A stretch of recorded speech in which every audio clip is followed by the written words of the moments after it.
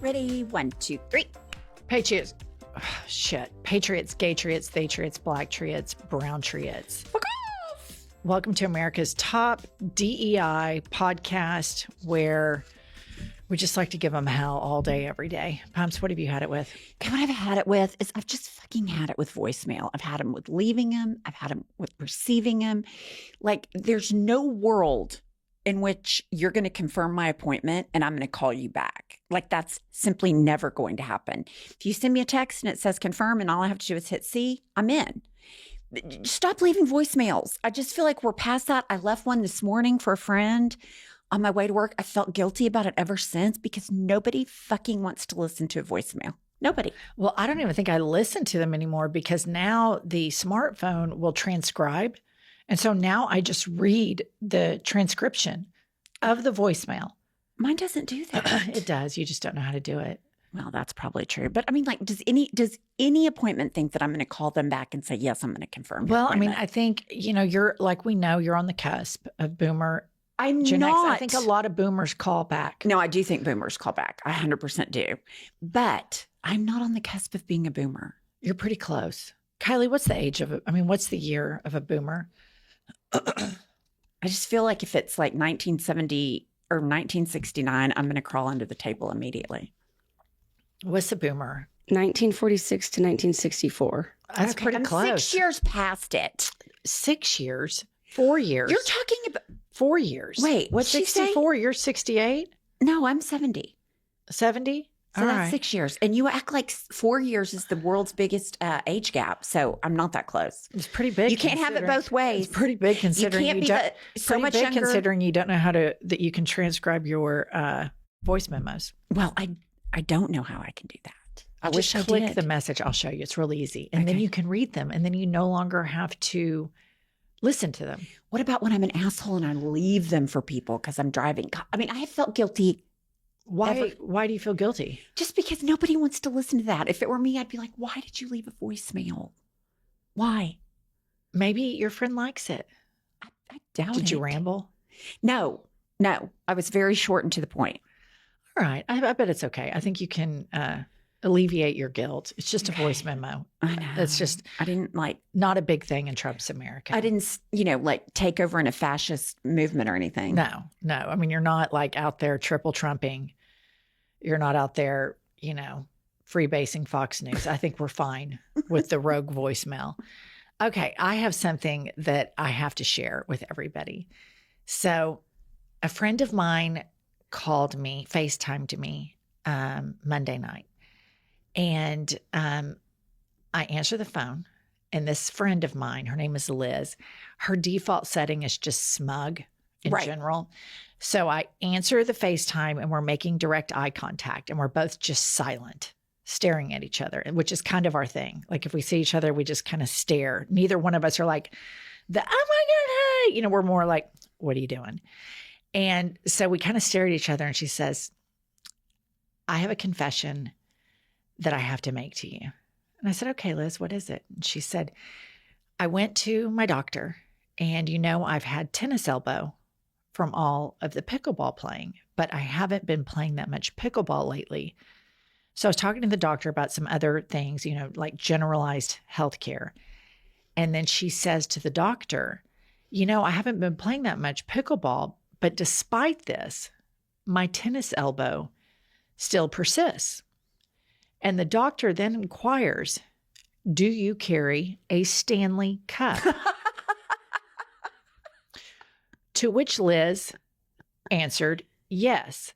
And I know that Liz carries a Stanley Cup because every time we're playing pickleball together, in between matches, she goes and gets her Stanley Cup and goes, hey, Jennifer. And she takes a swig out of her Stanley Cup. She's like, it's delicious. Do you want a drink? And if it's hot or if it's cold, whatever it is, she'll offer it. So she's always trolling me with her Stanley Cup. But this is just another thing to add to the list. Stanley Cup is causing injuries. Tennis elbow, it's exacerbating tennis elbow. I put it into Chat GPT. It appears that it can, in fact, exacerbate tennis elbow. Nobody needs to carry around a cup that large that is that heavy. Yeah. And to say this, Liz has the best smug I've ever seen in my life. She does it better than anybody ever. Totally. Like, you pale in comparison. Oh, no, she's the queen of smug. She's the queen. But, the Stanley, it makes sense. They are heavy. They are really heavy. And here's the deal. I would still be carrying mine, except for the lips. You get wrinkles around your lips. So I've switched cups. But it is heavy.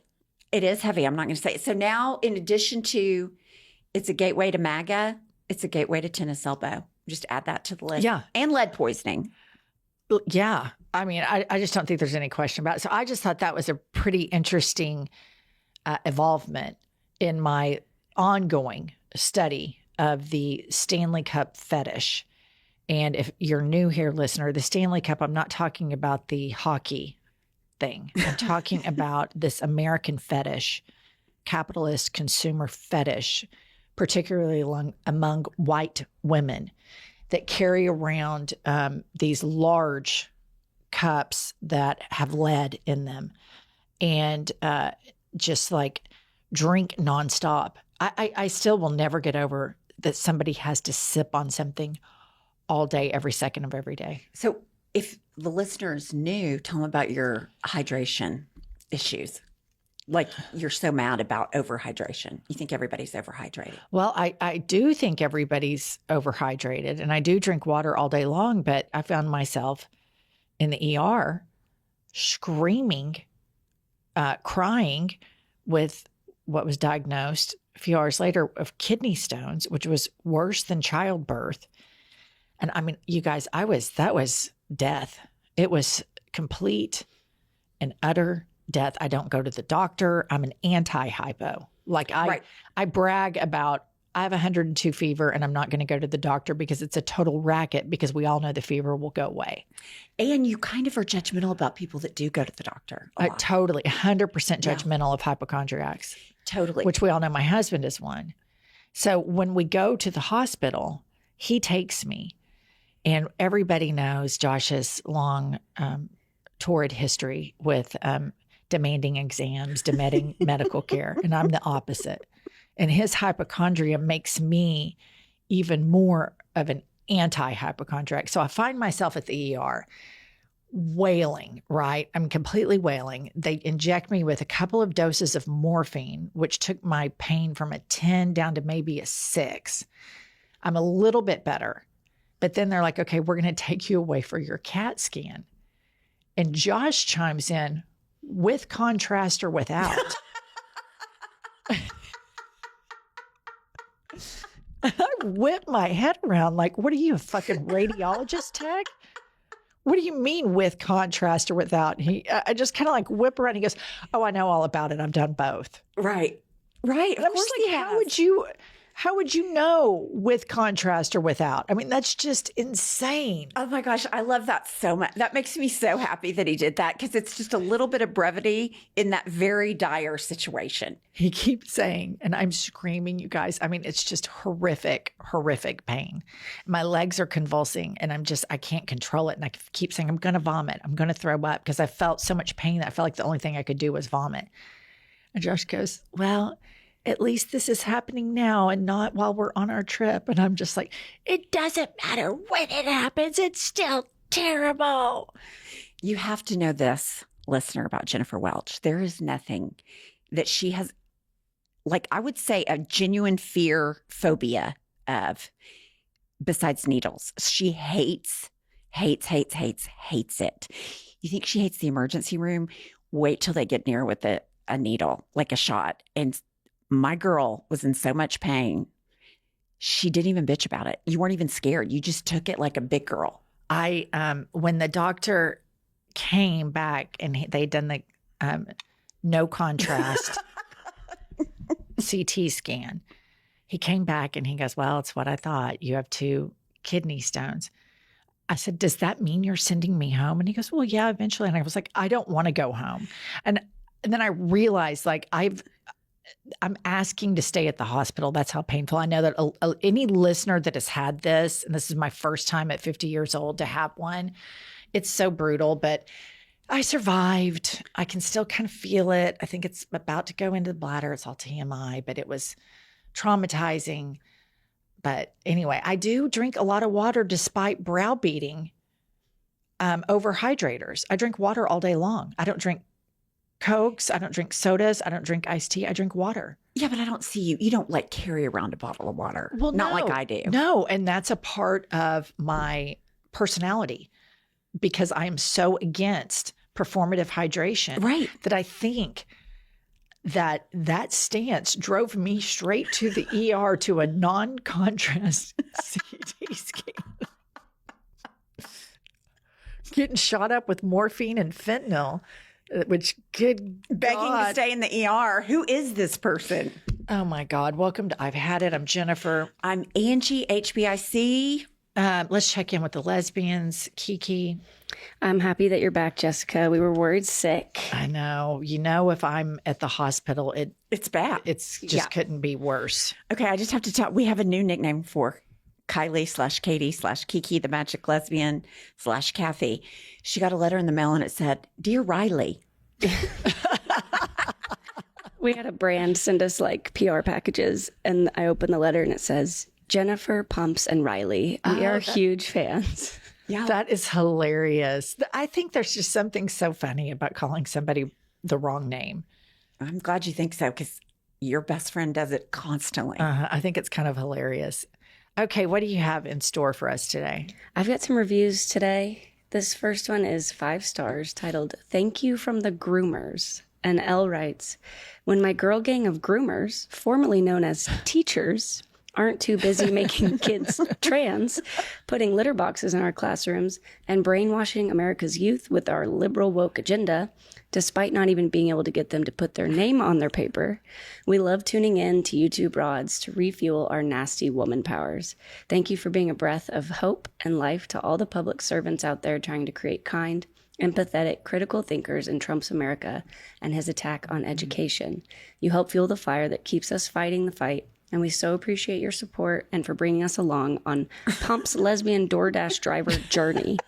If you need some groomers to help you transition through that, we know a few. That is so funny. And here's the thing I want to say about one of the things, because there's just so much fuckery that goes on in the MAGA movement, but one of the worst, and this started in Trump's first term, is this attack on educators. And it's so, it's just so fundamentally wrong to attack the people that educate our children. And then they attribute all of these baseless lies to them when in actuality, if you look at like a lot of the arrests recently in Trump 2.0, and then you go look at their social media, it's like you got a pedo, Yeah. and then they're posting about Trump, and then you've got some church guy and they're posting about Trump. And these poor teachers, you know, you have these parents that come screeching in and like, I don't want my kid taught DUI, and I don't want my or DEI or DUI. Damn it. And morphine. Morphine hangover. But it's just, I just think it's so arrogant and so insane. And everybody deep down knows that teachers aren't doing this. And it's, I don't know. I don't like this component of American culture where they start attacking groups of people that are out doing their jobs. When the attacks, if you were attacking like youth pastors, I'd get it. There's a huge history there of a lot of fuckery with youth pastors.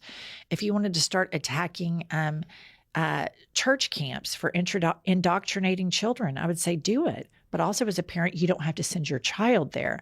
But the attacks on teachers, I don't like that. And I know that there's so many teachers that try so hard. They don't have that much funding at all. A lot of these teachers don't make that much money. And then they spend a lot out of their own pocket to get basic necessities for the classroom. And it's just the not valuing education and not valuing our educators and then demeaning the teachers when they try to form unions is just, it's a really extra layer of evil. Yeah, I'll tell you what. I have so much respect for teachers because I'll tell you what right now. There's nothing worse about being a teacher than the fucking parents. I mean, I cannot imagine having to deal with everybody thinking Their little Johnny's perfect. They're, their child's special. So treat them special, with special privileges. And then you have the attacks on them for doing their jobs when in so many situations, the teachers are like the heroes of the story. They're the person that brings a peanut butter and jelly sandwich for a kid that doesn't have food, or, reports abuse or things like that, provides a safe place for somebody to talk about what's going on at home. And it's gross. And I was elementary ed major. I did my student teaching. I thought, this is way too fucking hard. There's no way. I hate kids. I don't like farting. All this, I can't do it. I mean, teachers, number one, they're underfunded and undervalued. We need to be applauding them at every turn instead of like driving their head up against a brick wall. I completely agree. All right, Riley, who's next? Okay, the next one is a 1-star review titled Total Nut Jobs. And Mr. Majestic writes, if you believe America is the worst country ever, this is your show.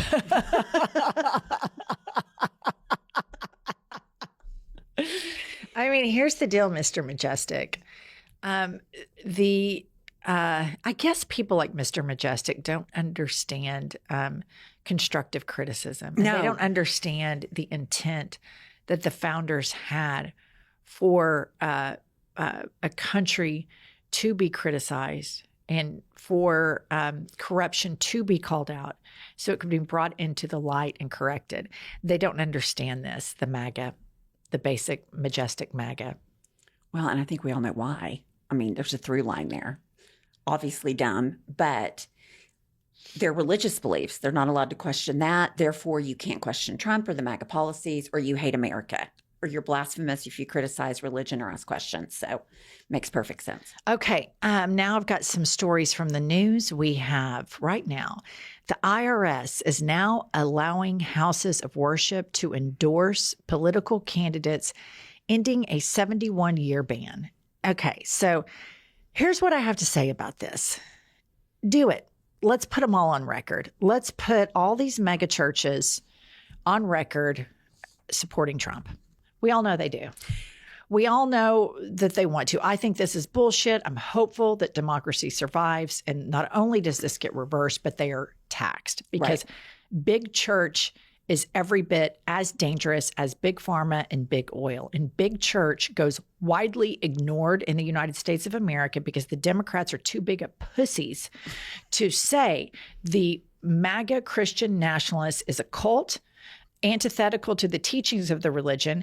And despite that, we have a secular society. They're dangerous, little cultists, and they vote to harm and injure other people. And they refuse to call them out because then the Christians are like, oh no, I'm getting persecuted. Right. Meanwhile, they persecute everybody with their religion. Right. So, I just know that all of these churches, these hellfire damnations, and even some diet MAGA churches, some of these mega churches that are like they take Venmo, they're really, really big grifters.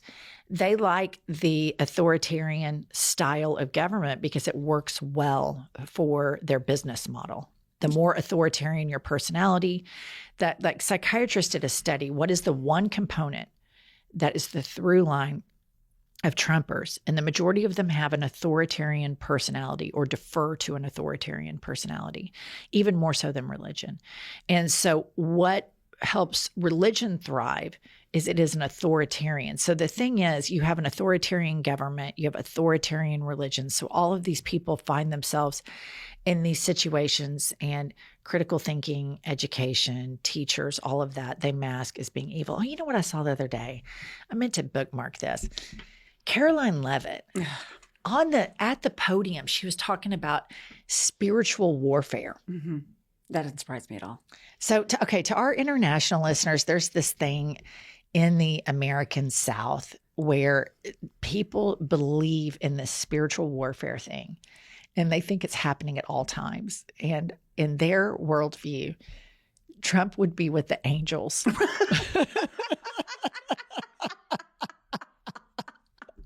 Fighting the demons, which would be us and you for watching this. And they think this is real. They think it's real, and they control the federal government, Pumps. They think this shit is real. They believe in spiritual warfare, and all these mega churches do too. It's always the talk, well, spiritual warfare and our fight for spiritual warfare. I remember the first time I heard this, I was younger. I was just like, what on earth are these people talking about? Well, I grew up with it, so it doesn't shock me at all that she says that. Did you think that there was demons fighting around you? I didn't think it was like the devil on my shoulder, the angel on this shoulder fighting, but I definitely thought like if I'm pulled in this direction, it's Satan. Right? Like not. I guess I don't think. Did you think Satan was pulling you? I didn't think Satan. I just thought that's not the way to go. It's war. That kind of thing. But I will say this, and I'm happy to report this because I think Caroline Leavitt is the absolute, I think she is an abomination on every level to women, to Christians, to truth seekers, to everything that I think should have respect and merit. She fucking takes a big fat dump on it every time she gets on that podium with her cross and lies. So I read an article, and this made me feel better, and that's maybe because I'm a petty person. Okay. But universally, she has been hated her entire life. Her classmates and her peer group said she was a raging cunt, starting like from jump. Everybody at college thought she was nut. She was ostracized because she's just meaner than a fucking rattlesnake. And I was like, okay, that makes me feel better that other people, even before she got hated her, before you hated her, before I hated her, and they see what I see. Like, I was oddly comforted by that like, okay, people do know that she's a lying liar who lies a lot, full of shit, meaner than a rattlesnake. Yeah, she's terrible. She's a propagandist. But I think what's so crazy about the Trump regime is like you have all these different little pockets of evil that conspire separately but parallel to one another. So you have like the rapture preppers, that have the hallelujah praise worship things at the White House where people are speaking in tongues and raising their hands and doing, I guess, fighting spiritual warfare. You have that component, the religious nuts, the Bible thumpers, and then you have like the really evil fuckers, like Stephen Miller and whoever works under him, where their whole agenda is not just to deport people. That's not enough. They want to torture them. They want to concentrate them. They want to display it. And I guess it's like porn to them, which is a really, really sick thing. And when I think about that a lot, it overwhelms me that you want to deport people. And we know they're not interested in deporting criminals because they go to parks, they go to schools, they go to Home Depot, they go to 7-Elevens.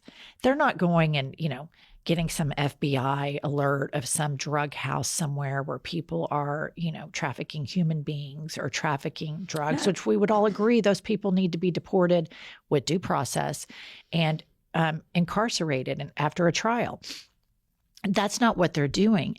And I remembered back, Pumps, when Trump was running, and we covered his election so rigorously, that he said at one point, you can tell me if you remember, we'll have to have Kylie look up the clip, but he said something like, yeah, we're going to round them all up. And sometimes you might see a mother crying. Do you remember him saying something like, he said something to the effect of kind of painting the picture that it was going to be, that it might tug at your heartstrings, but that's what he had to do to keep everybody safe. I'll have to have Kylie look it up. All right, I'm going to move on to the next story.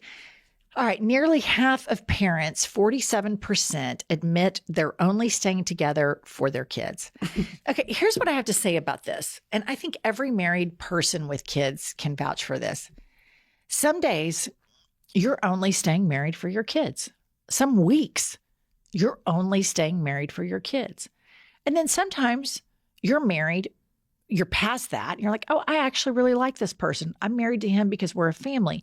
And it ebbs and flows. It's not always this. But I think that if you've been married and you've never felt this component before, I don't know if you're processing your feelings fully, because it's very difficult to live in a family unit and have adulthood just rain hellfire on you. Bills, kids, their personalities, sharing sleeping next to somebody all the time. It's a lot. Young adulthood is really hard. So I think sometimes, a lot of times, I've looked at Josh and I thought, well, it's a good thing you have these 2 kids with me because I sure'd be leaving your ass. Oh, yeah. I think everybody feels that. Contrast or no contrast. Yeah. Here's the deal. I did this. I stayed married for my kids, and that's one of the biggest regrets I have. I should have pulled the plug way before I did. And I think it's probably worse to stay together in a toxic situation. At least in my case, it was. But having done divorce law forever and ever and ever, I mean, that is a reoccurring thing. Totally. And not only just because of the kids, but like the finances. Like our 2 incomes can support our kids in one household and 2 cars. But when we separate and get 2 households, it's going to be a lot more expensive and we can't do it. So finances and kids, they go hand in hand.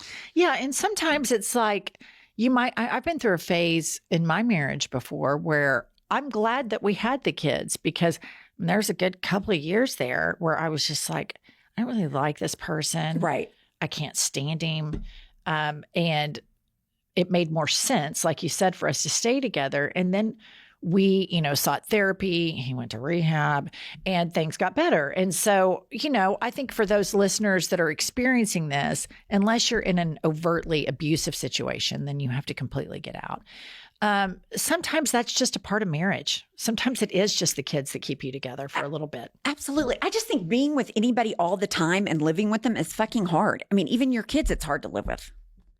Okay, Pumps, today we have a guest, and he is a United States Senator from New Jersey, and it's Senator Andy Kim. Senator, how are you today? I'm doing well. How are you? Great. It's nice to see you. Thank you so much for coming on. I'm sure that work has been somewhat stressful lately around the Senate. That big heaping pile of dog shit of a bill. I mean, that's a disaster. Yeah, it was. It's been a mess. Honestly, it's been really tough. I was, the last time that the Republicans had that trifecta in the Congress and the White House and were trying to gut the Affordable Care Act. I was just a regular citizen. I was not somebody interested in politics. It was very surreal being on the floor of the Senate this time. I remember watching, John McCain be able to stop them from gutting the Affordable Care Act 8 years ago with his thumb, right? Yeah. And the gladiator style. And this time around, to be actually on the floor of the Senate, to be there and watching this unfold, to talk with my colleagues and be praying for that political courage to return yet again. But I just think it was really tough to see and really tough to experience this time around. And, I don't know what's going to happen next here in the Senate. I think that's something that I worry about a lot. Okay, so Senator, we like to talk about, start off with just petty grievances, just everyday annoyances that drive our listeners crazy. So Senator Kim, what have you had it with? Yeah, well, look, I got a 7-year-old and a 9-year-old, 2 little boys. And we just had them meet up with some of their cousins for a little family reunion. So there were like 4 boys between the ages 6 and 10. And every single sentence that they said started with bro. Bro this, bro that. I mean, it was just like, and they would just, and it's not just to themselves, but to me, they're like, bro, can you get me dinner? I was like, what are you talking about? So I had it with my young boys just saying bro in front of every single sentence. It's a little overwhelming. My sons always say to me, if I text them something like, hey, I got our flights booked, they respond, sick. Every time I see that, I'm always like, sick of what? And then I realize, this is the word, like I used to say to my mother, oh, cool. And she'd be like, what's cool? She didn't know what it went. And there's a real moment where it makes me feel older. Yeah, it does. I mean, it definitely makes me feel like I'm missing some of the language that they're referring to, but I don't know. It's also endearing in some ways because I got, these 2 boys that, it's, at that age, they're 2 years apart. They like love, hate each other. Right. And like, it's cute to see them just, bonding. They sleep in the same room and like they have that kind of brotherly love. So I don't know. It's fun to watch their personalities unfold, especially at that age. But it doesn't mean that it's any less annoying when they start to do certain things, though. We emailed with you prior to your coming on, and one of the things that you've had it with is money in politics. So, Congress people owning and trading stocks and, like super donor candidates like Elon Musk, Trump, I would assume, and then super PAC spending. So tell us your thoughts on this. Yeah, I mean, I think this is one of the biggest problems that we have out there, and I think the root of so many of the sins and illnesses that we have in our politics. I mean, like first and foremost, like members of Congress and government officials, like we should not be owning and trading individual stocks. That should be a no-brainer. I mean, I got colleagues in Armed Services Committee or other committees that have stocks in, Raytheon, Boeing, Lockheed. We're making major decisions that can affect these companies, these industries. And the American people deserve to know that we are doing things and making decisions based off of what's best for the country, not what's best for one's stock portfolio, for one's bottom line. And, so that's something that just really pisses me off. There's so many other industries where you're not able to trade stocks because of conflicts of interest. Right. Why is it that we have this? Like, no one's holding a gun to our head to do these jobs. If you care that much about your stock portfolio, like, please, I'm sure there's something else you can do. So that's always been frustrating to me. And especially when we see right now with the president as well. It's not just about members of Congress. Like, I have legislation I've introduced that would ban members of Congress from owning and trading stocks, but also the president, the vice president, cabinet officials, even the Supreme Court justices. I often say, like, if you have a job whose job description is in the Constitution of the United States, like, you should not be trading and owning stocks. You should be focused on the people. There's a higher calling, and you should be held at the highest level of standard. So that's been really frustrating. But also just writ large, like in money and politics, like I have run for Congress against only self-funders. I've only had the chance to run against self-funders. And it's really frustrating when like someone can just throw in, millions of dollars into their own campaign. And I often say it's like playing chess against someone with all queens. Like, it's just not the same game. I don't have the ability to throw in millions of dollars into my own race. And why is it that someone that can just immediately get so much of an advantage? And same thing with super PACs. Like, I think one of the worst Supreme Court decisions in the history of this country was Citizens United. It has unleashed this curse upon our democracy with billions of dollars being spent. It makes it harder for us candidates because like we now have to compete against these super PACs that no one, you don't even know who's funding these. We had one that was coming after me about healthcare. Like, we tried to track down who it was, and it was like the best we could find was it went back to some like strip mall, UPS store in Virginia or something like that. We had no idea who was funding these super PACs trying to spread these lies against me. And it just raises up the ability for like Elon Musk and others to have an outsized impact on our democracy. It's inherently unfair and tilted towards the billionaires, which is now what we see having the influence in this administration as well as in Congress. Let me ask you this. This is something I think is at the core of the Democratic Party moving forward. You have in New York a candidate named Zohran Mamdani who won his primary via grassroots. And now you have some New York politicians who are Democrats who have not endorsed him. And the one thing that all of these Democrats have in common is they take AIPAC money. And I think this is a real problem for the Democratic Party. And I think when you put the needs of Israel, who is a completely hawkish country controlled by a total war criminal dictator, Benjamin Netanyahu, and you see that the Democrats right now in power only have a 16% approval rating. And then comes this grassroots, young, good-looking, smart-talking affordability candidate that just takes New York City by storm. And rich white people got the guy elected. And you're not listening to that, and you're not endorsing him. And then we did a little deep dive on this, and every single one of these senators and Congress people, the one thing they all have in common is they are beholden to AIPAC. And I think it's a huge problem. And Israel is underwater with the Democrats right now. Their support has completely reversed, kind of like gay marriage did, super, super fast, because Democrats cannot watch people being killed and starved and shot in aid lines, to get food, and feel like we're okay with that. So I just think this is a big problem. And I think more Democrats have to come out and call out their coworkers on this, because we're literally on the precipice of an authoritarian regime. I mean, who knows if we're going to make it to the midterms, quite honestly. I mean, seriously. Yeah. Yeah, no, look, I mean, a lot there that we're struggling with. First and foremost, I mean, you're right. Like, I think about my own Senate race when I was running for Senate. I stepped up to run against indicted Senator Bob Menendez, who was indicted for corruption. Oh yeah. But then I also found myself running against the current governor's wife, and the entirety of the Democratic Party actually supported the governor's wife rather than me, including all my Democratic colleagues in the House of Representatives supported her, not me. And it was just one of those situations where I was basically, excommunicated from the Democratic Party in New Jersey for a while. I was radioactive. People there didn't want to have anything to do with me.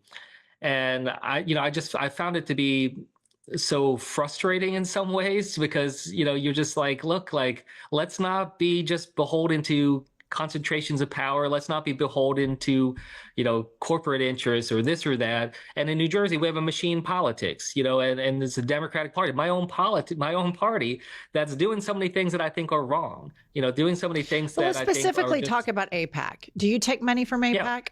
Yeah.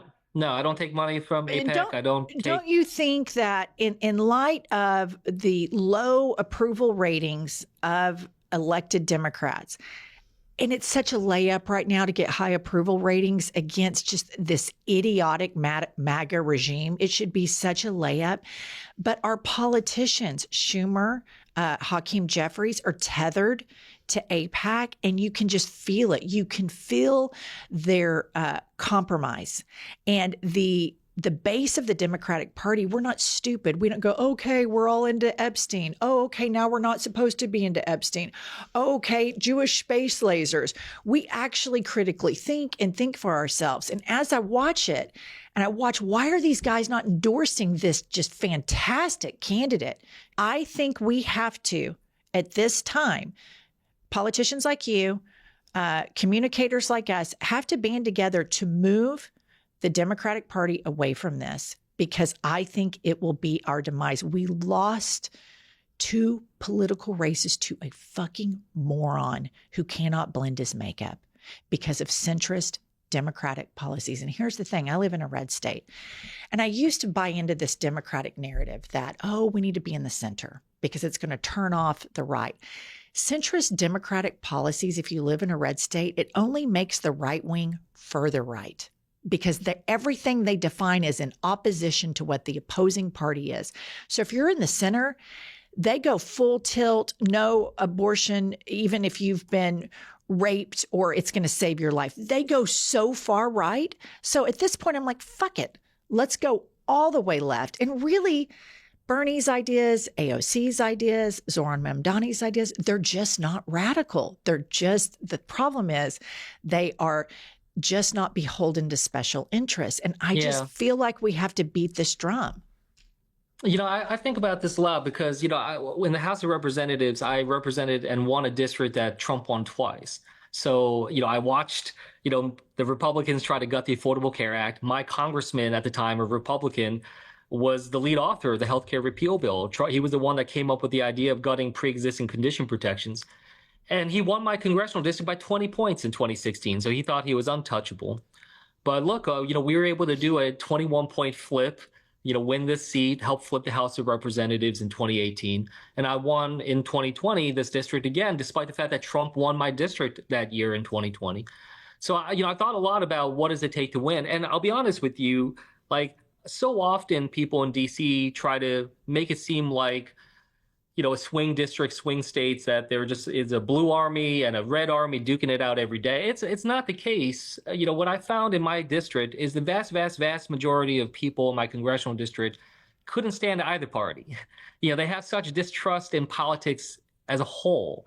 And they appreciated that I'm not somebody that dreamt of being in politics since I was a kid, that I'm not central casting what you'd imagine a U.S. congressman or a U.S. senator to look like. I was only 34 years old when I was first starting to run for Congress. I just doubled the number of millennials in the U.S. Senate on the Democrat side. Like what they liked was that I was somebody that was coming at it from a different direction. I'm not somebody that's just been waiting for someone else to tell me when I can run. I didn't ask for permission. And when I was running for Senate, as well as in the House, I was pushing a heavy reform agenda.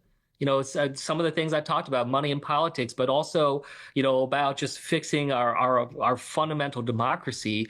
But from an anti-corruption standpoint, I think it's powerful because I think so many of the people that are disaffected, feeling apathetic about politics, they're just frustrated writ large about the entire project, and they want people that are going to come at it from a different direction. So I think corruption and anti-corruption and reform agenda, having a new generation of leadership stepping up, those are the types of messages that I think the Democratic Party would benefit from. And I think it's something that can coalesce across ideological spectrum. I don't think that it's only progressives that care about stopping corruption. I think that there's a lot of people that can get behind that. And that's at least what I've experienced so far in my time.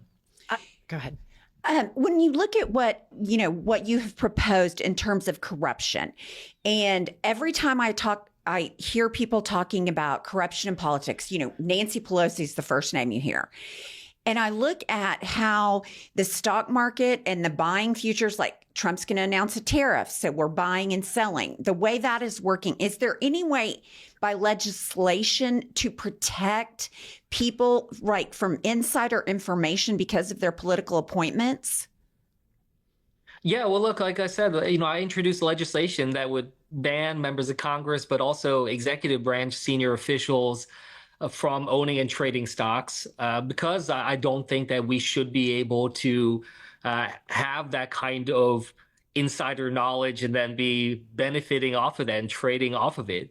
I think there's conflicts of interest. I think if you're heavily invested in a certain industry, yes, you may want to make sure that that industry is healthy and continuing to succeed.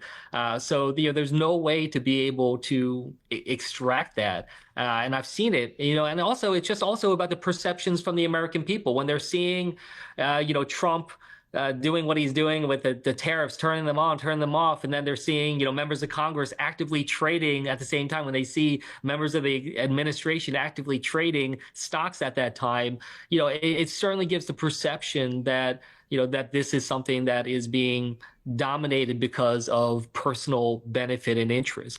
The American people deserve to know that their elected officials and that their government officials are working for them. Again, not for them, working for the people, not for themselves.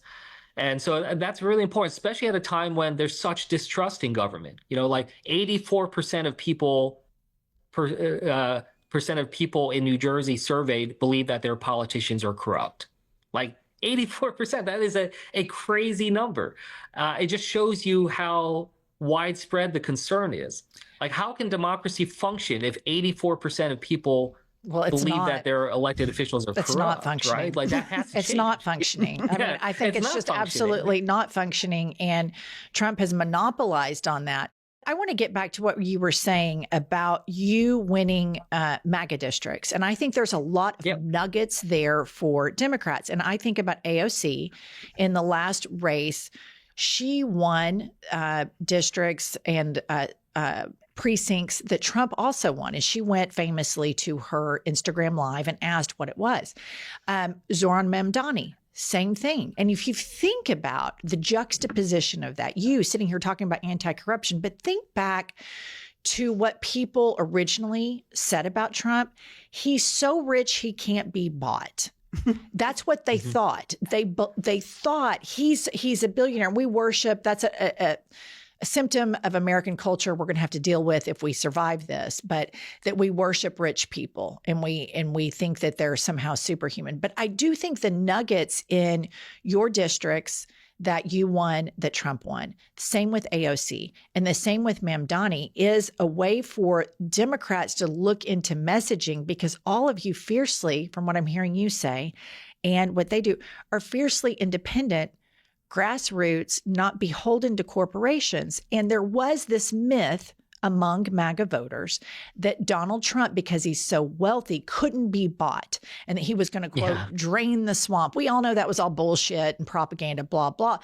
But to the person who doesn't follow the 24-hour news cycle like all of us here, it's not that big of a stretch. Well, he's rich. He says he's going to get rid of all the corruption, because people just assume, because of all the aforementioned stock trading and all that stuff, that they are corrupt. And let's face it, a lot of politicians are really corrupt, either overtly or covertly. Yeah. So what do you think about moving forward, the Democratic Party? Because I feel like we're at a real time here where I feel the base is splintering. I feel it. We feel it in these podcast waves on YouTube. We can feel it. There's a real dissatisfaction in Democrats with the leadership right now, and it's getting fever pitch. So as somebody who has won districts that the Antichrist himself won, Donald J. Trump has won, tell us what you think the way forward, not for you personally, but as a party. Yeah, this has been a real frustration for me, because as I told you, I was one of only 7 Democrats that won a congressional district that Trump won in 2020. That's it. Only 7 of us out of 220 some Democrats in the country. At no point after that election did anyone from leadership in Congress or the DNC or the White House ever come to the 7 of us and ask us, like, how'd you do it? Like, how'd you pull it off? And like, what do you need to do it again? Or how can we take that and scale it or move it around, And so, like, that's just been infuriating. And as I told you, my own party was trying to, to stand in my way and stop me from running, when I was running for Senate. So, I've experienced a lot of the frustrations of this party. I mean, look, for me, I am a believer in movement politics. I was a community organizer working on homelessness issues before. I worked on a lot of other ways from the outside. So that's like, for me, like, I'm not going to just, sit by and just kind of wait for somebody to try to figure out what the game plan is. I'm trying to just build it on my own, so we're engaged in this effort right now to just build off of what we did in New Jersey to try to mobilize nationwide. For instance, me and Jamie Raskin have started are continuing this effort called Democracy Summer, which Jamie has done in the House. I'm doing it now in the Senate, which is trying to mobilize young people around the country to try to get them more engaged. There's a lot that I'm trying to do, again, on trying to build a national movement when it comes to reforming politics, for taking on so many of these frustrations that people have. So, I think that's really where it is for me, is like, as much as I can't stand Donald Trump, when you look at what he's doing, like, he is a movement leader on his own side. Totally. We've seen the MAGA movement basically consume the entirety of the Republican Party. Like, the Republican Party does not exist anymore. It has been consumed by this MAGA movement.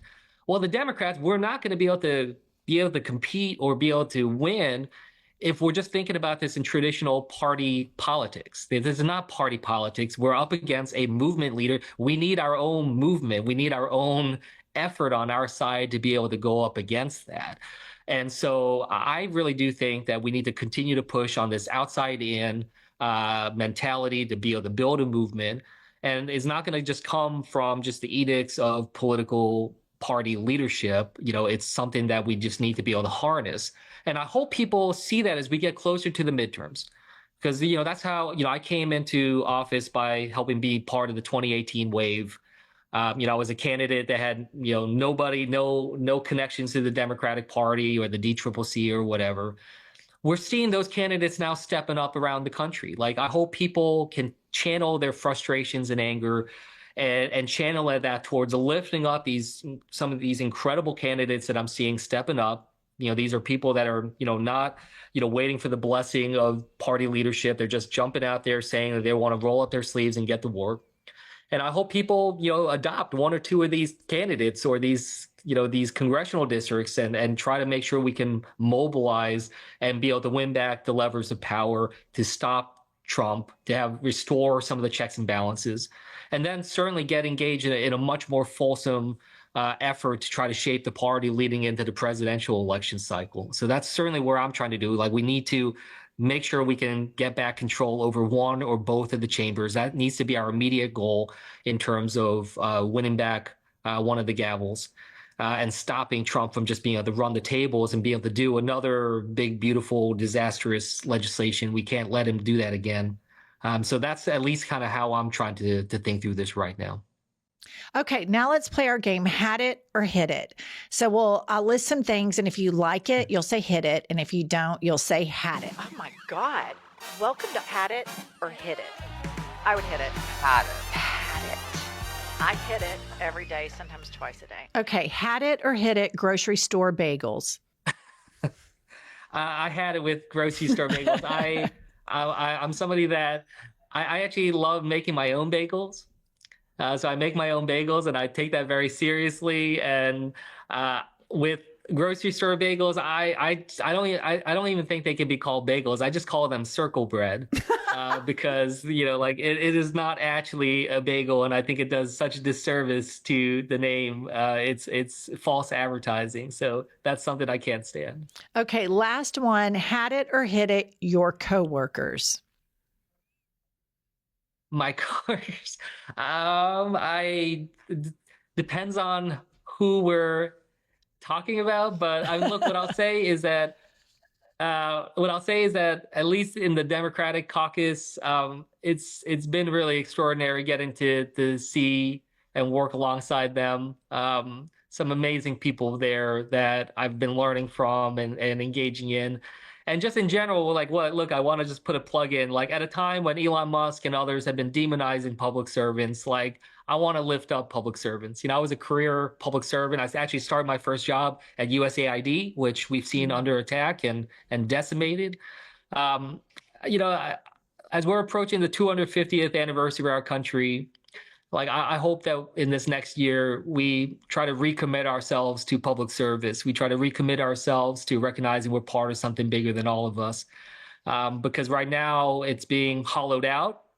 And, we have a lot of people in Congress now that are what I call they do what I call performative governance. They're more interested in putting on a show rather than actually governing. So, to my colleagues that actually want to govern, I will say hit it, and I want to make sure we're continuing to support public service. But to those who are just looking out for their own ego and their ambition, I've had it with that kind of stuff. It's a disgrace, and it's something that the American people deserve better than that. Senator Kim, thank you so much for joining us today, and good luck fighting the good fight at work. And I love your shout out to public servants. I could tell Pumps did too. I think that's a really important shout out. But thank you so much for your time today. Thank you so much. Yeah, thanks so much for having me. Take care. Ready? 1, 2, 3. Patriots, gay triots, they triots, black triots, and brown triots, and all the people that are mean to those people can do what, Pumps? Fuck off! There she is, crowing like an eagle for America. You guys, in our journey from establishment Democrats to woke AF, progressive AF, we are sitting with our master now, Sam Seder. And those of you diehard anti-establishment Democrats, I hope that you're proud of us that we are sitting with Sam now. Sam, how are you? I'm proud of myself for sitting with you guys. I'm doing well. Thanks for having me. It's really been an interesting, I've always been a Democrat, but it's really been an interesting journey for me as I've seen establishment Democrats set us up to a position to lose, because I hate losing and I really love beating Republicans. Yeah. And we lost to a fucking moron twice. And then you look into that and you realize what the problem is. And then you start realizing a bunch of the corporate media that you've believed and that you have held dear was all bullshit. Yeah. That's a lot. That's a mouthful.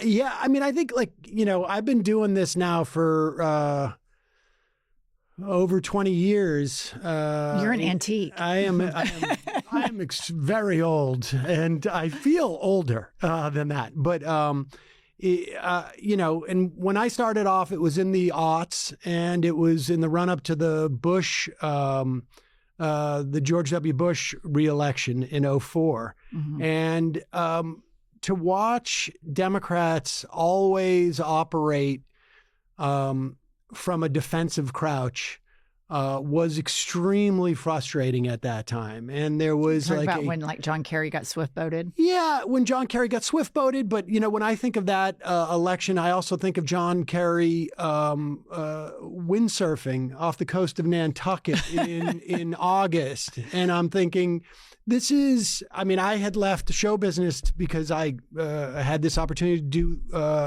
talk radio. And I thought, this is, arguably the most important election of my lifetime.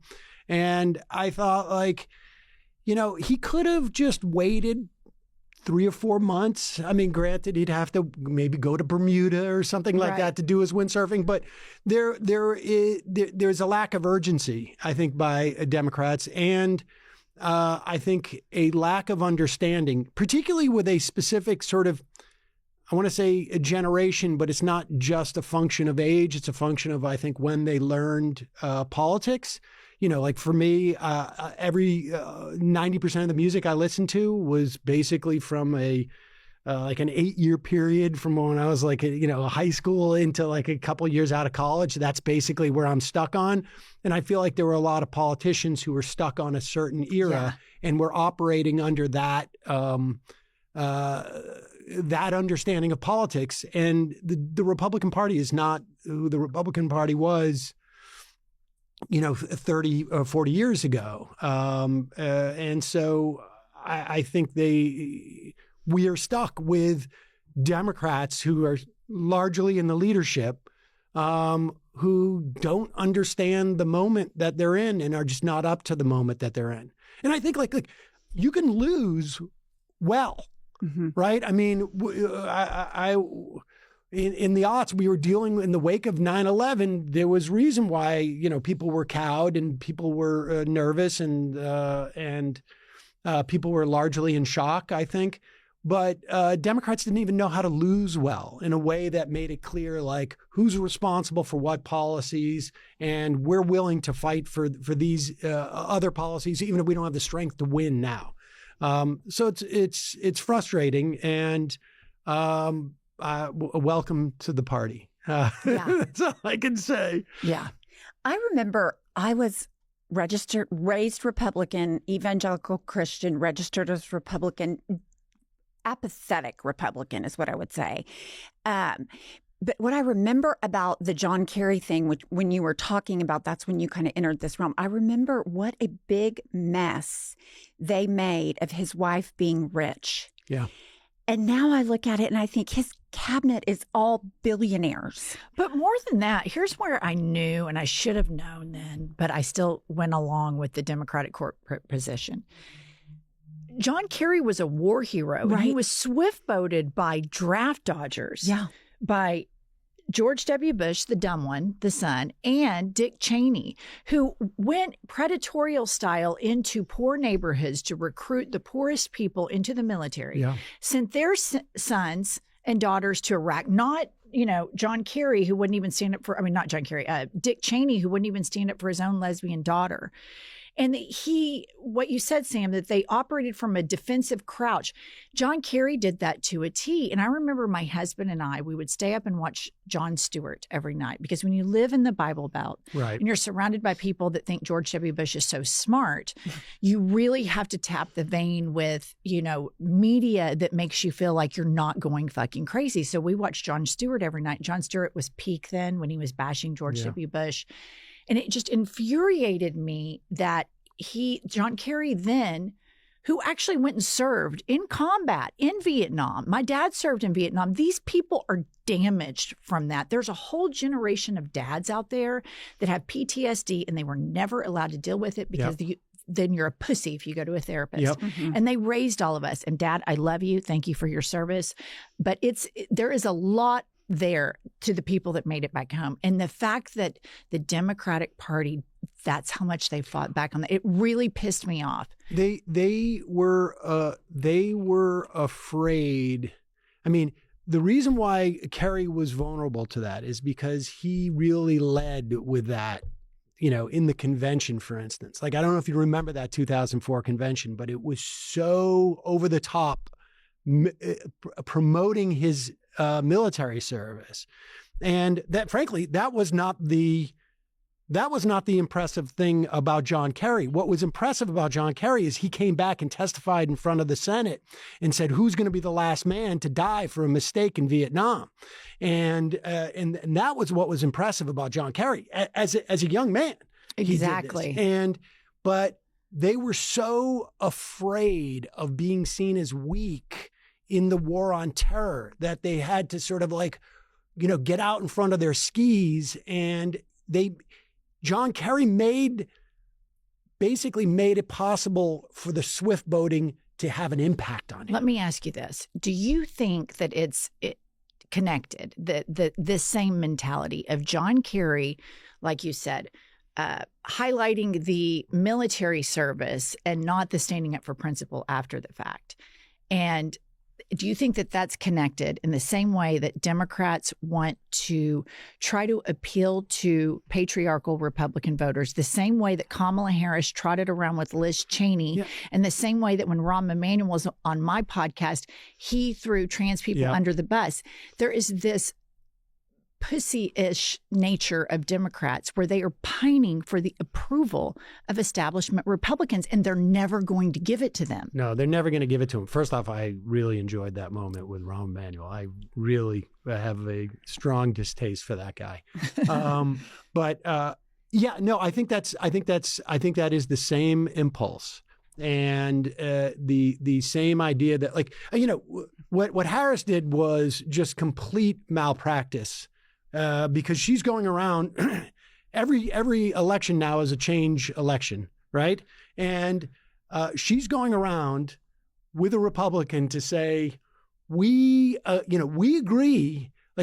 She's basically saying he's the outsider, and that's what people want. She's saying we're the establishment and he's the one who's going to come in and shake up the apple cart. And in a change election, you want that person. So the idea that she was going to convince, these supposed moderate Republicans, first of all, they don't really ultimately exist. To the extent that they exist, they want their tax cuts and they know who's going to give it to them. Yep. And they don't care about the rest of the stuff. Yep. I mean, to the extent that there are moderate Republicans who don't subscribe to, the rest of the conservative movement stuff, they want their tax cuts and they don't care about anything else. And so it doesn't matter if Lynn Cheney is there. It doesn't matter. She could have gone around with Dick Cheney. She could have gone around with it doesn't matter. She could have gone around with George Bush. All she's communicating is to the people who are actually sort of go back and forth, as to who they're going to vote for and don't really have a deep sort of connection or understanding of politics. Those people just want something different. They just want change. So she enforced her, we are the establishment, 100%. Even by part. I agree with that. That was the whole argument, right? He's outside of the system. She literally promoted what he was running on. And we live in a country where 4 years is a lifetime in terms of remembering what Donald Trump was like, and people will forget 12 January months 6th. After he's gone. Oh, they forgot January 6th. I mean, they forgot. It's a death step. Forgot everything. At one point on that Air America show, we would have Gore Vidal on quite a bit. Janine Garofalo and I hosted this show, and Gore Vidal came on, and he had just written a book. I think it was called The United States of Amnesia, and I didn't really appreciate or understand what he was. I really didn't feel what he was experiencing. And again, watching George W. Bush get reformed in the eyes of the public, and having, Rachel Maddow go to Dick Cheney's. That was so weird. What was that about? Weird. I think that she has a streak of politics that are that find the establishment, particularly foreign policy people, okay. I just felt I don't know what else to was just tell very you. strange because I remember what Dick Cheney and Karl Rove and George W. Bush did. They got the marriage amendment on states so that they could pull out evangelical voters intentionally 100%. to vote on family values. And it drove a lot of people to the polls to vote against marriage. The whole time, Dick Cheney has a lesbian daughter. Yeah. And so the Cheneys, I thought Kamala was going to win up until the moment that she started trotting around with Liz Cheney. And here, I agree with your take, but here was my take on it. I remember specifically Liz Cheney, and this is on video, lying. One of the biggest lies told in American politics that harms women in red states beyond measure is the I know what you're lie going to talk about. that there's a fourth term abortion Yes. and that doctors and nurses murder Yep. 2019. babies after she they're was born. up at a And press she conference. said I that. have that just She burned said in my that memory. on Yeah. tape. And Yep. that type of propaganda and that lie is so diabolical. There are women in our home state right now in Oklahoma who are pregnant. They're excited about it. They go to get an ultrasound and there's something catastrophic with the fetus. They are unable Yep. to get health care. And then the government has institutionalized shame on them, and they have to travel to another state to receive health care. And it's Liz Cheney incubated this anti-woman policy, and Dick Cheney and George W. Bush incubated this anti-LGBTQ plus shit. And to me, we can trot around with Liz Cheney if she atones for that, because I believe that people can politically evolve. But if you don't atone for it, no trotting around. Tough titties, Liz. We're not trotting around with you. I think I agree with you that people can atone for that. I still think it would have been just an enormous malpractice. I do too. I do too. Regardless of whatever was in her heart. But yes, she got up there in 2019. She was at a podium with a bunch of other Yep. Republicans. She talked about post-birth abortion. Which is murder, which doesn't happen. And she said Democrats are in favor of killing babies after they're born. And, not only that, the most chilling moment I remember from that era with George W. Bush was when he did a primetime address from the Oval Office talking about wanting a constitutional amendment, a national constitutional amendment, federal constitutional amendment to make marriage only for straight people. Yep. And it was so chilling that we were at a point where you're going to codify the second-class citizenship of gay people at that point. And that's all been memory hole. People memory hole like the torture, the spying. Oh, I mean, God, so the much torture. of the war on terror. We are now seeing this build out in the context of you can trace the equipment that ICE has and that the militarization of our police have back to that era. And you can also trace in red states the rampant homophobia, transphobia, and anti-women's health care and misogynist laws were incubated during those 8 years. And they really took such a hold. And gay people and trans people and women in these red states, particularly the poorest that cannot flee, are suffering. Yep. And it all took foot under this brand of compassionate conservatism. Right.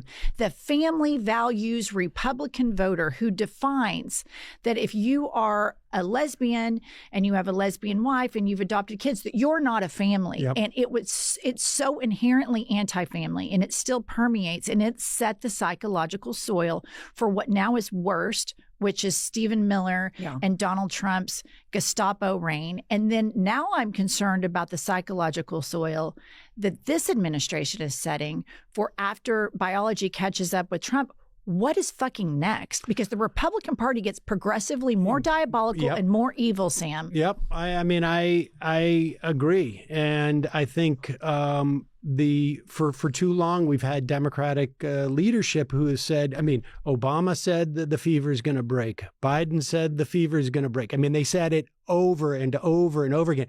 When Obama got elected, they were calling him, in addition to saying that he wasn't born in America, which was obviously, and that's what sort of gave birth to Donald Trump's political career.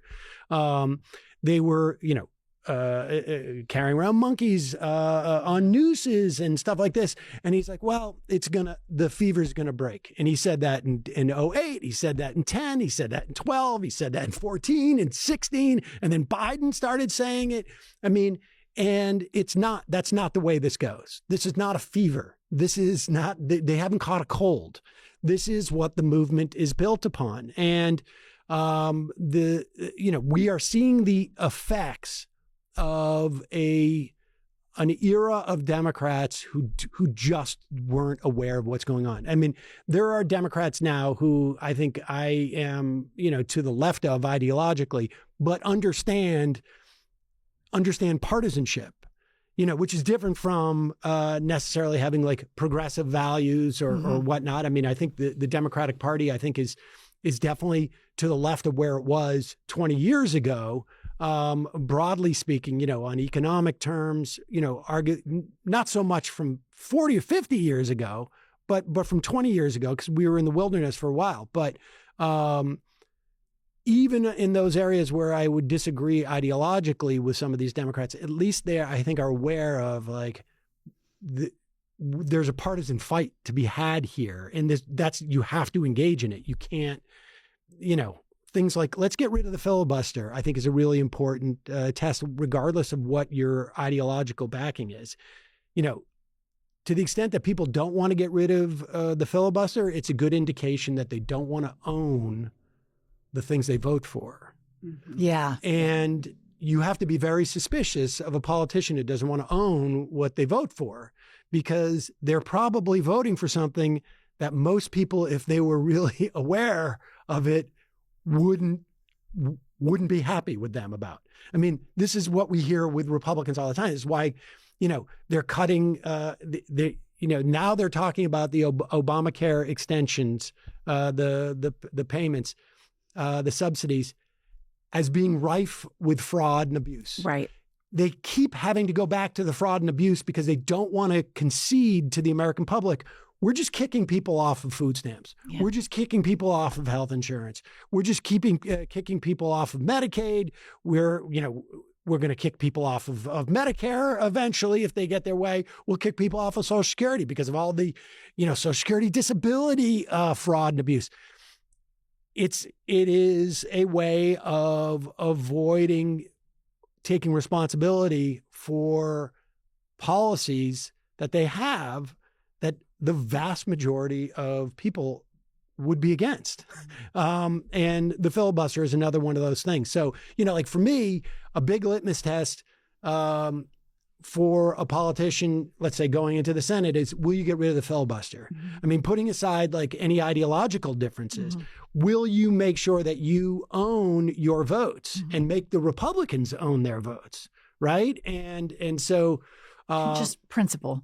Well, it's not, it's democracy. Yes. But not like an academic, theoretical notion of democracy. I mean, the reason why democracy is good, and it's like, in this era, I think it's particularly incumbent upon people to make this case, because there's a bunch of monarchists, totally authoritarians. Yeah. The reason why democracy is good is because it brings about outcomes that are the best outcomes for the most amount of people, because the process demands it, a democratic process. And so, from my perspective, like my politics are to democratize more things, democratize the workplace more, democratize our policy choices. And that leads to sort of like making sure that you constrain people's political power if it is outsized to the person to the left or right of them, or you increase the political power of people who might be marginalized in society. So that's where like my support of things that are like antitrust, because if you have a concentration of economic power, it ends up becoming a concentration of political power. And, there's not an infinite amount of political power. Political power is a dynamic. If somebody has a lot of it, that means that there's a lot of people who have a little of it. Yeah. And that's a problem. All right, Sam, let's shift gears of just your grievances. I know that we've discussed them. I have many. I know, but I many just have to ask you, ask all of our guests, what have you had it with? So Sam Cedar, what have you had it with? Well, I guess leading into that, I could say billionaires. You hear, maybe you've heard people say like every billionaire is a policy failure. And I subscribe to that notion. In the greatest economic period of greatest economic expansion we had in this country, and more importantly, the greatest period of economic parity. So there was less wealth disparity, happened in the wake of World War II, and obviously a lot of spending going on here. But when you have less economic disparity, that means that more people are sharing in the wealth that the country is producing. And during from like the 50s and through the 60s, the top marginal tax rate for this country was 90%. Yep. So if you made over $470,000, it ebbed and flowed a little bit, but let's, which is approximately $3 million in today's money. Every dollar over $3 million, your first $3 million gets taxed, maybe effective tax rate is somewhere around like 30% or 25% at that time. But every dollar after that gets taxed at a 90% rate. So if you make $4 million, the first $3 million, 30% taxes, but that last million, $900,000 of that goes to the government. And during that time, when we had tax rates like that for 20 years in this country, 20 years, the least amount of wealth disparity that we've had in this country, the greatest economic expansion we've had in this country. And today, we have just an incredible amount of wealth disparity, both in the context of like billionaires, which is problematic because you can see it, for instance, like in education. Mm-hmm. Bill Gates, people, have different feelings about Bill Gates. Some people think he's like, sort of this benevolent billionaire. There is no such thing as a benevolent billionaire. It's like saying there's a benevolent king. They're oligarchs. It doesn't matter. No one should wake up in the morning and go, I have an idea for education, and be able to put in so much money into education. He dumped $1 billion in a small experiment up in the Northwest, but then created all of these mechanisms in which would feed into that. And so the entire education system in this country moved towards high-stake testing, value-added teaching, all of these experiments which demoralized teachers, ended up hurting kids. And in 2017, about 10 years after the start of this, or 15 years after the start of this experiment, they hired the Rand Corporation, the Gates Foundation did, do a study, assess how we did. And the Rand Corporation came back and said, it was a mistake. It was a total failure. You should have listened to teachers. And they never listen to teachers because it doesn't have to. Right. That's the problem. It's so anti-democratic. You don't need to have people who have who are stakeholders at the table. If you have that kind of economic power, you have that kind of political power. This is the biggest problem with America, and this is part of the reason that Trump got elected. We've worshiped capitalism and money so much that we think that if somebody is a billionaire, we give them the affirmative action of intelligence. 100%. And then we think they can step outside of their area of expertise and do anything. Or luck. I mean, in their area of expertise, listen, if you become a billionaire, in addition to having a tremendous amount of luck, you've also exploited a tremendous 100%. amount of other people's luck. You have. But you see like Joe Rogan, and he's so obsequious to billionaires. He has all these billionaires on all the time, and he just, you can tell he's in awe, and he gives them this ridiculous transference of, oh, this person must be brilliant because clearly he loves money so much. This same thing with Donald Trump. He projected, I'm such a great billionaire to the public, and they bought into it when he is a horrible businessman. He squandered his trust fund. He bankrupted casinos. He's a grifter an unbelievable grifter, but there's a problem with the worship of wealthy people.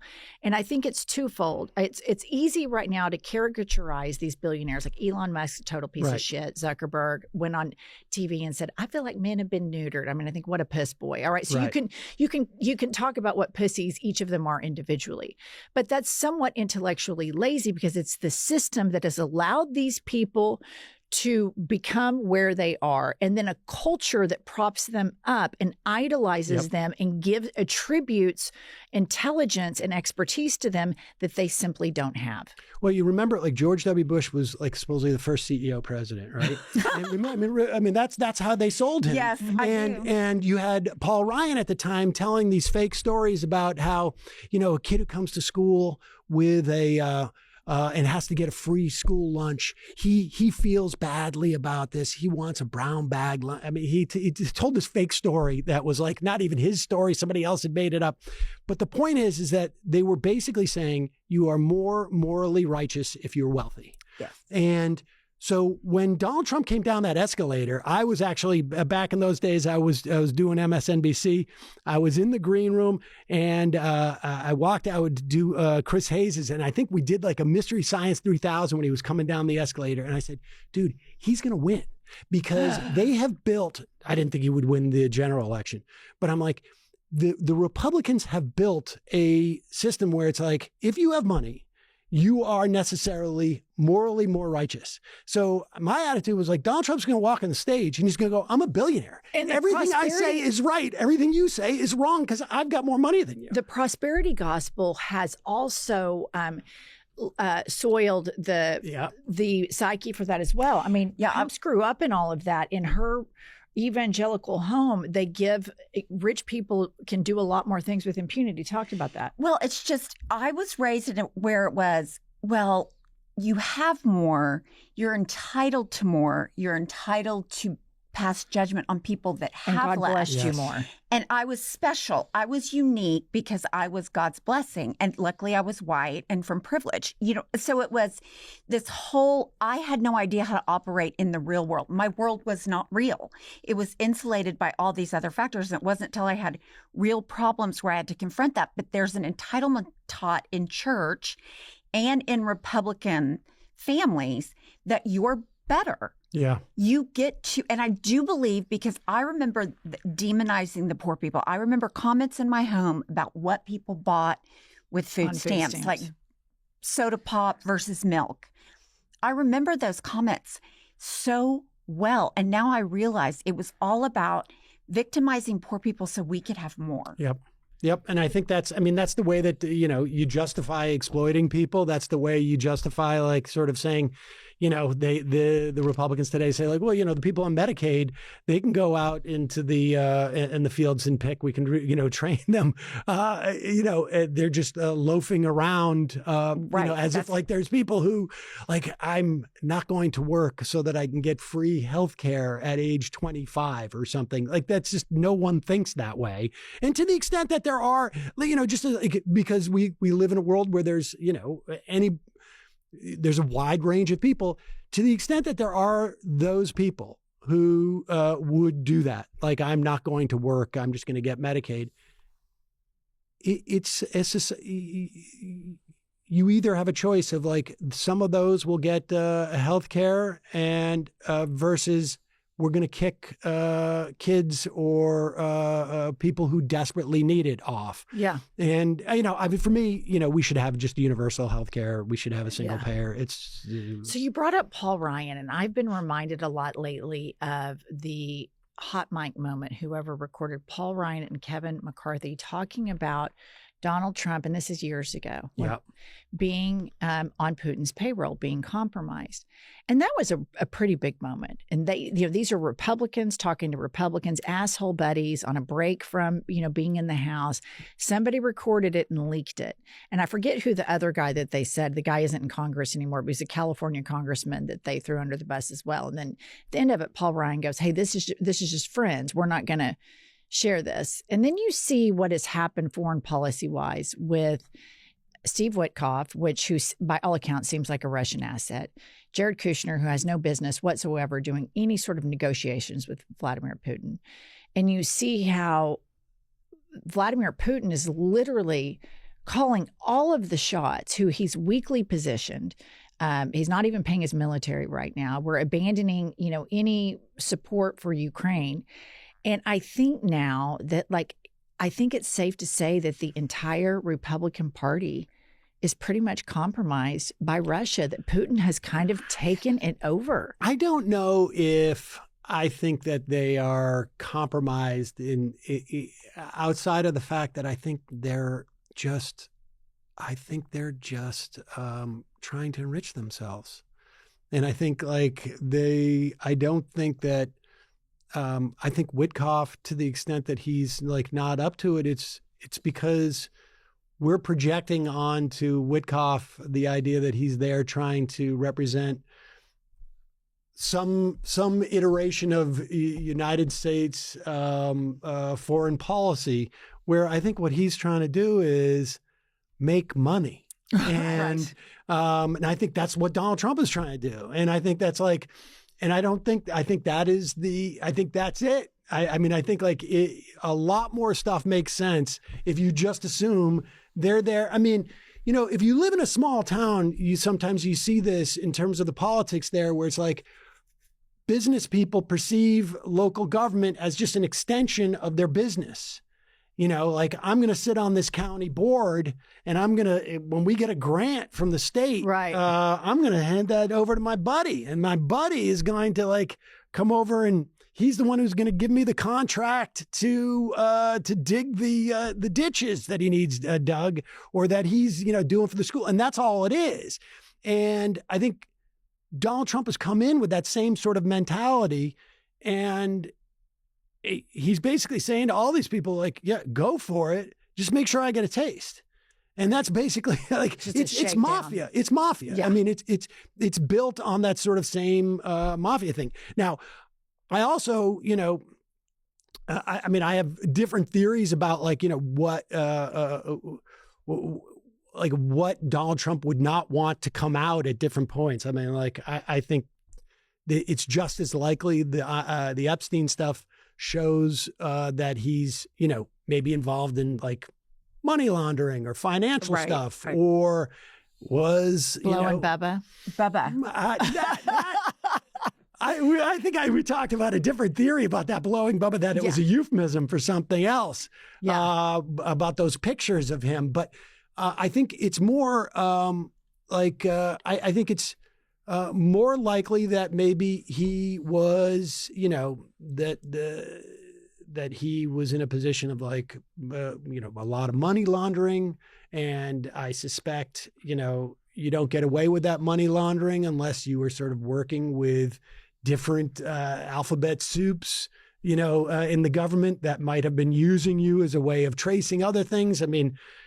I could go into a long thing, but there was Wayne Barrett was the Village Voice reporter who did the most coverage of Donald Trump.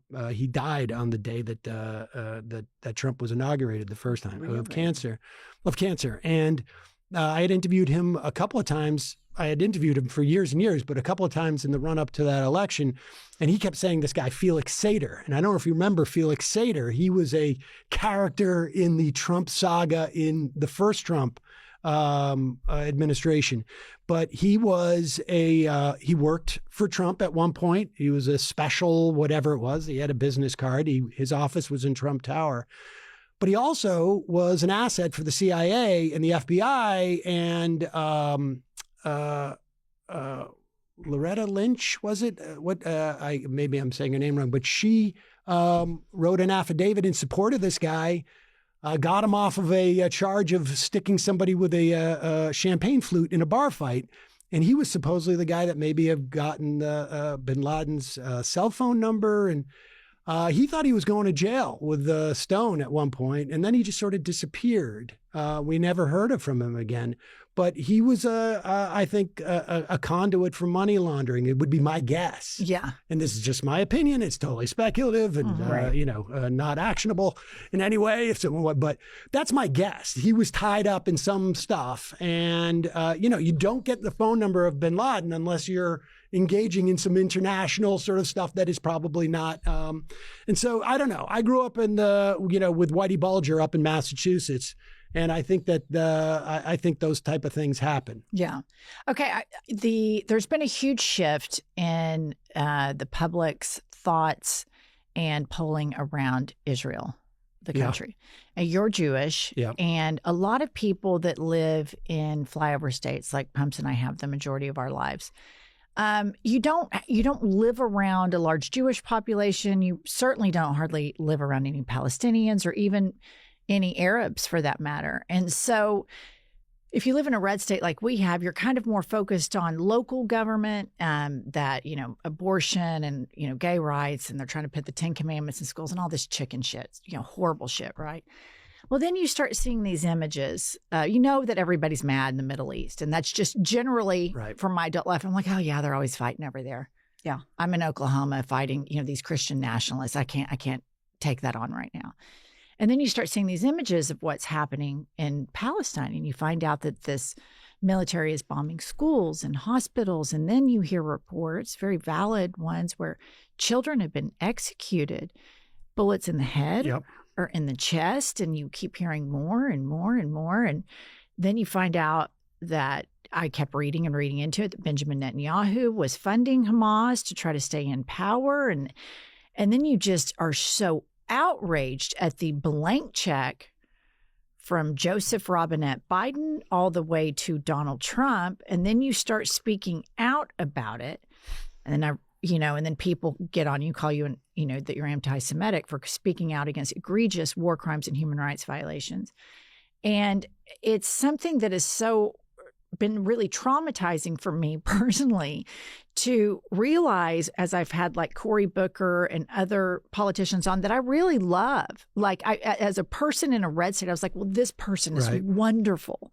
What a wonderful politician this man is. And when you realize that AIPAC spent as much money as Elon Musk did to get Donald Trump elected, but they're controlling our opposition as well. Yeah. I want to pull my hair out by my root one by one, because it is just like, are you fucking kidding me? And then that poor Miss Rachel, who's the most darling Mr. Rogers of our time, they're calling her an anti-Semite. And so I have multiple questions for you. Number one, in very simple terms, what is a Zionist?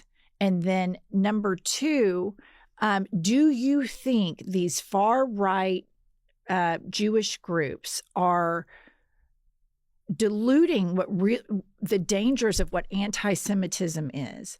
And why are they seeking refuge? From my vantage point, I'm an atheist. I've never been indoctrinated in any religion.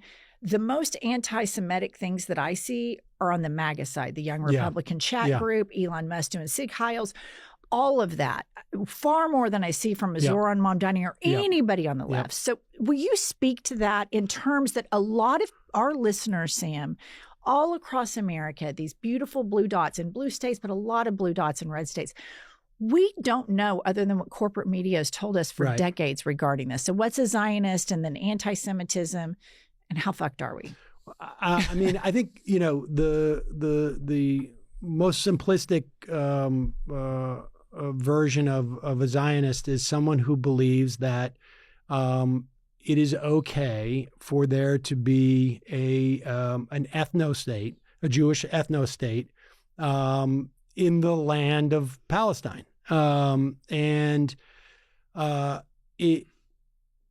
I think, what's problematic with it is that ultimately it leads to, there's two things. One, it's a colonial project in an era where not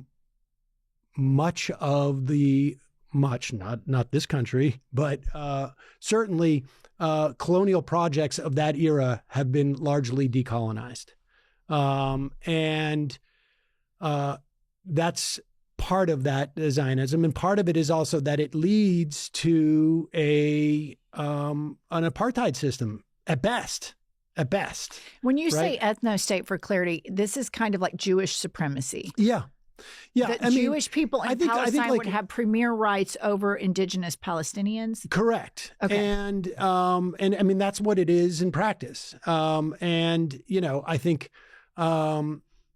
there's, for me, having grown up, you know, when I was bar mitzvahed, we were only, you know, 35 years out from the end of the Holocaust. Many of my Hebrew school teachers were Holocaust survivors. Wow. You know, much of like what we were taught in Hebrew school was about the Holocaust, and sort of like that was the predicate. And then the way you'd end that was Israel. And so there was a lot of like, I think, there's obviously a tremendous amount of trauma that comes out of the Holocaust. Yeah. And the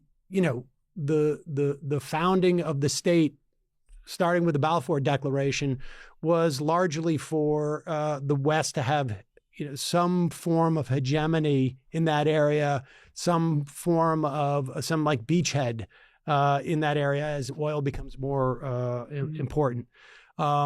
And from a Jewish perspective, I mean, there was certainly like movements that were anti-Zionist within Judaism, not just like very religious, like the Saddamers, ultra-Orthodox, who feel that you shouldn't have Israel until the Messiah returns. But there were also the Bundists who were also against Zionism as being racist and being sort of supremacist. And there were some prominent Zionists who sort of left, Hannah Arendt and I think Albert Einstein, who were like sort of Zionists at one point and then sort of left because they realized like this is going to lead to something bad. Were you kind of raised to be I mean, Zionist? Was it set up? I don't think I was like, I as a child, I never, you know, really used the word Zionists. Right. Like it wasn't something that was in the parlance, at least in my world. Mm-hmm. I was supportive of Israel and perceived Israel as like, you know, Your an homeland? extension of my Jewishness. I went there when I was 15 as part of like my confirmation class. And the beginning of my disillusion with Israel happened while I was there, because we were in the northern part of Israel and we saw like 30 attack helicopters go up low over the beach, and they ended up, those were the ones who had bombed Beirut.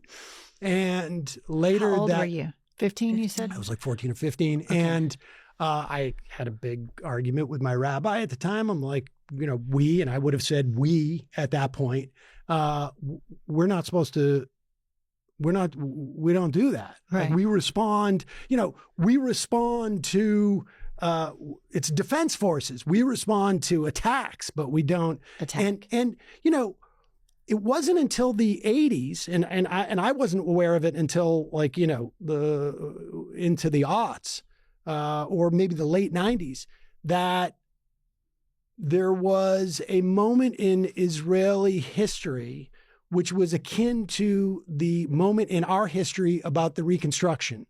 So you had something called the Dunning School in this country that taught that the Reconstruction failed because Black people were unable to be politicians and have a political class. And then Eric Foner comes around, and a new breed of historians who look back and go, that's not what happened. There were pogroms. Like you had murders of politicians in South Carolina and people driven out, and, you know, Oklahoma, I mean, you know, Tulsa massacres, and et cetera, et cetera. Well, there's a similar thing in Israeli history. In the 80s, a lot of like documents were released or declassified for a small period of time. And there was a reinterpretation, a re-understanding of what happened in the founding of Israel in 1948. And I had, you know, back when I was in my film days, I met a filmmaker named Benny Bruner who did a documentary called The Great Book Robbery, which showed that there was actually Palestinians living and had a culture and had a society, you know, because we were always told this is a land without a people, for a people without a land. But it turns out there were people there. And well, so, they call it the Nakba. What is the Nakba, which is for them, it's a tragedy, right? And because they were dispossessed from their land, and so many. Gaza exists in the way that it did is because so many of those people who were dispossessed of their land throughout what was Palestine at that point were essentially ghettoized in Gaza, and so I think over the years, since I was 14 or 15, and at different times I've engaged in it more than in others because at some points you find it intractable. But I think certainly in the past couple of years, it has become, in the wake of October 7th, it has become really, I think, too hard for people to ignore. And, we have and I think people were ignoring it for a long period of time. I mean, not everyone, but I was. But I think a lot of people, and certainly, listen, the mainstream media does not follow. I mean, the other day, Hillary Clinton was ask you about that. At Miriam Adelson, who was gave Trump $100 million, $120, $30 million this go round. Yeah, at a right wing event. Condescending Jews. Condescending to Jews, but condescending to everyone. I mean, the idea that the reason why people's perspective on Israel has changed is simply because they've been hypnotized by TikTok is absurd. That would be like the functional equivalent of, I don't know, William McNamara saying, hey, listen, what's going on in Vietnam is actually completely just. The problem is that now we let reporters film what's going on there. It's also that's another what example. Has happened. Another example that Sarah Horowitz, Obama speech, she said it's so hard to talk to young Jews about Israel with a wall of carnage, a wall of children, wall of dead babies. Dead babies. The same thing I thought that could be said. Somebody could say it's really difficult to talk to other Europeans about our Jewish project through walls of concentration camps. It's the same fucking thing, Sam. It is insane. Here, explain this to me, because that book. I mean, the idea that you could actually hear yourself saying those words, like the thing that's making it hard for me to express how just what Israel is doing is dead bodies, is all of the dead baby, the images of the dead babies, as if that wait a second. It's not just the images are representation of actual real people who have died, real babies who have died, tens of thousands of children, and it is it's like a psychosis, I think.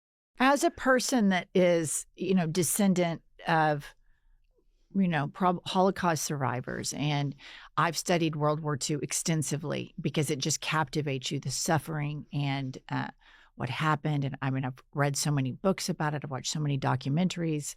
It's been something that I've spent years and years studying about the Holocaust. And then to find out that the state that, and you just described how it came to be, but it's supposed to promote safety and this will never happen again to anybody else, that they have now done the same thing to Palestinians that was done to them. Is that a byproduct of this Jewish supremacy, that the rules that are, I mean, that's the part that I think is such a... I don't think they've done the same thing. I think they've done a different thing that is horrible and unjust and cruel and inhuman and a war crime and crimes against humanity. It's not the same, but it's also,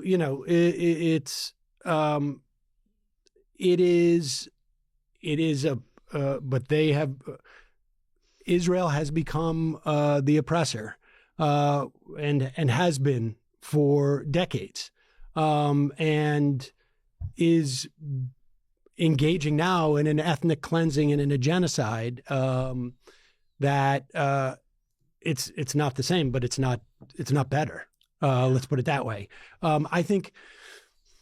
I mean, I have a couple of theories about it. I mean, for me, it's very difficult as a Jew. First off, like, I think it's very, very dangerous to conflate anti-Semitism with anti-Israel or anti-Zionist perspective. I think it's very dangerous for Jews, and I think it's just a lie. I mean, it's just not true. I do think that, like, as a Jew, I personally feel a greater moral obligation to fight against it than I might other horrors that are taking place in the world, in the same way that, like, I am more activated to fight ICE in New York City than I would be in Chicago because, like, I have some close proximity or but I think it's a combination of, like, of trauma. I think it's a combination of, frankly, I would be interested if someone was to explore the idea of what happens with a lot of people who were oppressed in the Soviet Union, who were brought to Israel, and many of them end up being settlers and given land on the West Bank. I mean, I think you're coming from, like, an authoritarian society, and sometimes those lessons are hard to unlearn. And if you're in a position where you're no longer the horse, you're the rider, I think that can impact people in very, very bad ways.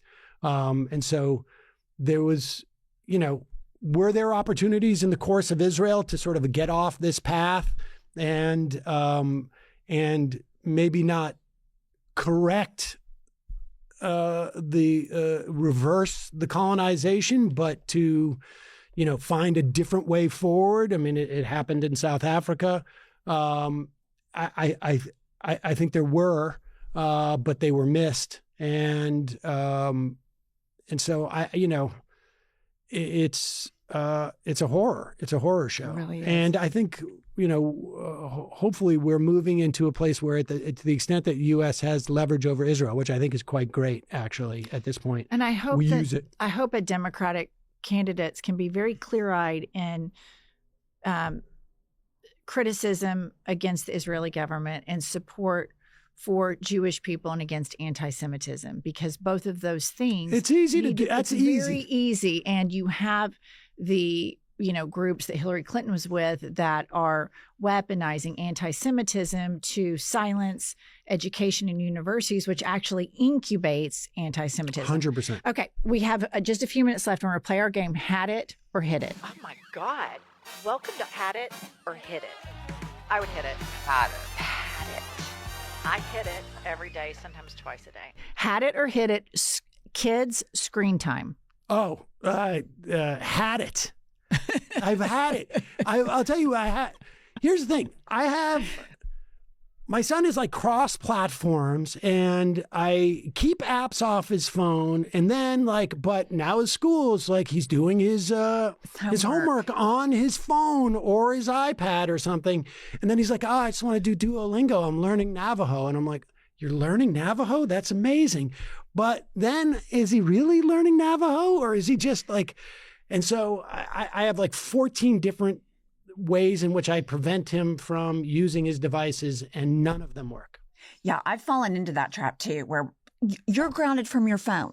Well, they only have, online school. You only have books online. And I'm just like, is that bullshit? I know. But it's true. But then I'm also, when my kids were little, I was guilty of throwing that phone in front of them just to shut them up. I mean, I learned from my daughter. My daughter is 20, so she just sort of, like, I learned what a mistake that was. Yeah. Okay, had it or hit it, Bill Maher. Oh, had it. I never. I mean, Bill Maher has always been just a pompous ass, and he's a bit of a reactionary. I think he's just sort of dressed. He's always been a little bit like libertarian, and libertarians I cannot stand. Yeah. All right. Had it or hit it, Zoran Mamdani. I'll hit it.